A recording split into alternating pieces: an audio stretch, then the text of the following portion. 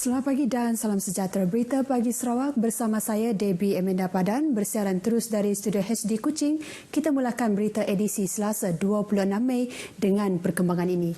Aktiviti ngabang atau ziarah pada perayaan Gawai nanti tidak dibenarkan bagi tempoh Perintah Kawalan Pergerakan PKP bersyarat ini.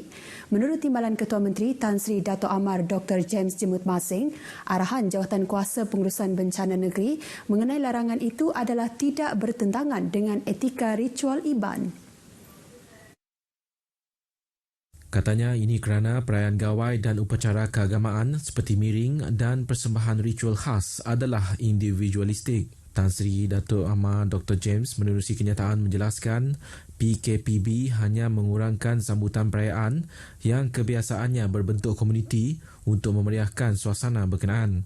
Dedah beliau, kebanyakan orang mempercayai bahawa lebih ramai itu lebih meriah ditambah dengan air tuak dan makanan. Ia sekaligus melengkapkan perayaan Gawai IBAN. Tambah beliau, upacara miring perayaan Gawai hanyalah sebagai simbol perayaan berkenaan. Masyarakat di Sibu disaran supaya menggunakan nombor talian aduan pematuhan Perintah Kawalan Pergerakan bersyarat PKPB bahagian Sibu dengan bertanggungjawab. Menteri Muda Perumahan dan Kesihatan Awam Dr. Anwar Rafi'i berkata, talian itu hanya untuk melaporkan perkara pelanggaran prosedur operasi standard SOP PKPB seperti pasaraya, pasar dan kedai kopi yang sesak dan tidak patuh penjarakan fizikal. Talian itu juga boleh digunakan untuk melaporkan individu yang ingkar arahan kuarantin. Dr. Anwar menggesa penduduk di bandar itu supaya tidak lagi menghantar mesej yang tiada kaitan dengan talian berkenaan. Beliau berkata demikian di status Facebooknya. Dalam pada itu, Ketua Polis Daerah Sibu, Assistant Commissioner Stanley Jonathan Ringgit, turut mendedahkan bahawa terdapat mesej tidak berkaitan diterima termasuk individu meminta lagu raya ke talian berkenaan.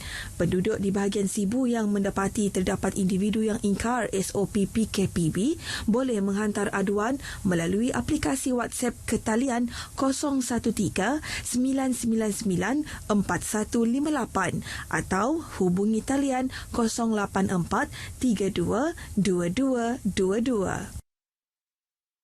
4 kes baru positif COVID-19 direkodkan semalam dan menjadikan jumlah kes positif keseluruhan di Sarawak kepada 549 kes.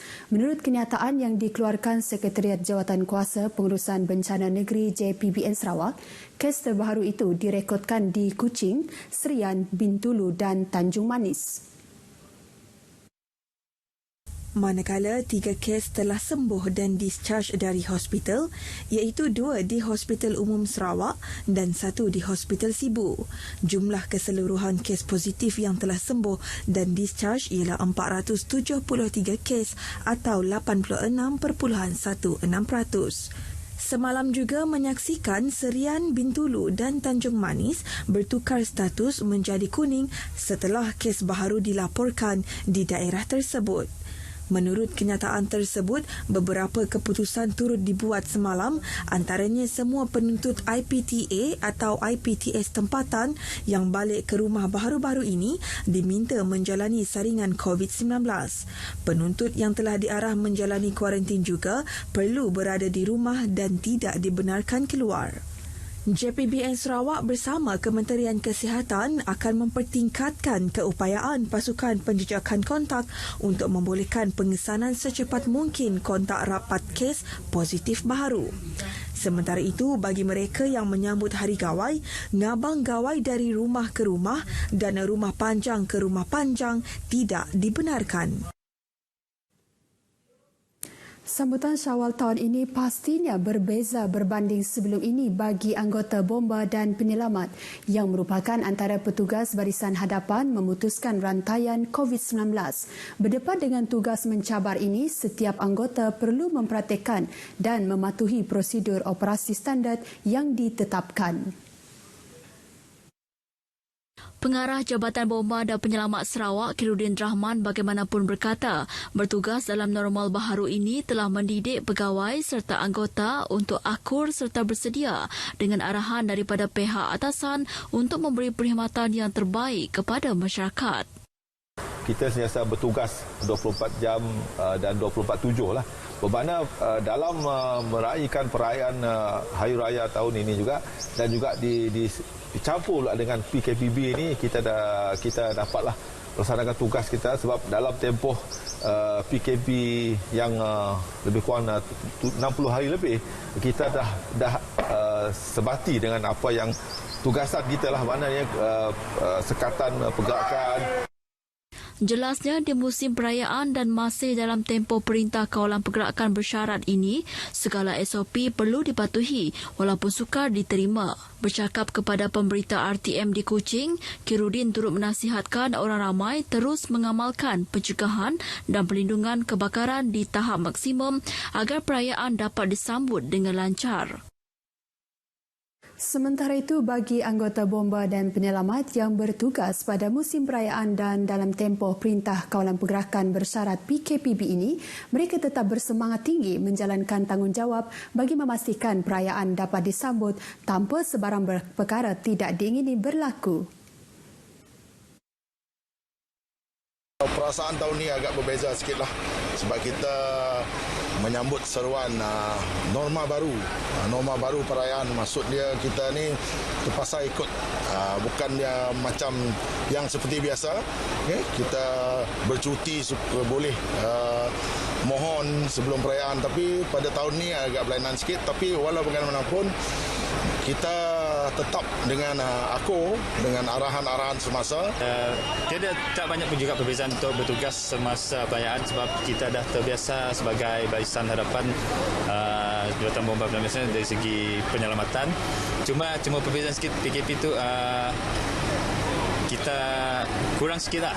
Musim PKP ini kami terpaksa menjalankan tugas seperti biasa kerana atas arahan jabatan, dan perasaan tu ada happy, ada sedih juga sebab tak dapat nak bersambut perayaan bersama dengan family. Meskipun tidak dapat menyambut Syawal bersama keluarga, namun pegawai serta anggota yang bertugas tetap bersemangat tinggi. Kita bersyukur dan gembira kerana dapat bertugas demi untuk negara.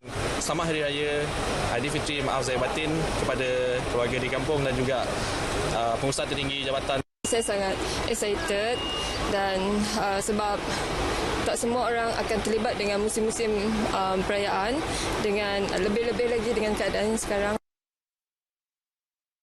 Di Miri, seorang lelaki maut selepas terjatuh dari tingkat 15 di sebuah bangunan di Tanjung Lobang.